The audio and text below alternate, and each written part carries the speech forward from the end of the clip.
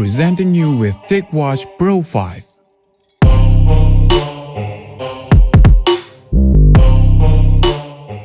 In my opinion, the TicWatch Pro 5 is one of the best smartwatches for Android users. It comes with Google's Wear OS 3.5, powered by the Snapdragon W5 Plus, so the performance is amazing on this thing.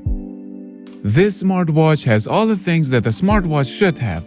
You can measure your heart rate, blood oxygen, stress levels, and also track your sleep, and many more things. In terms of design, it looks great.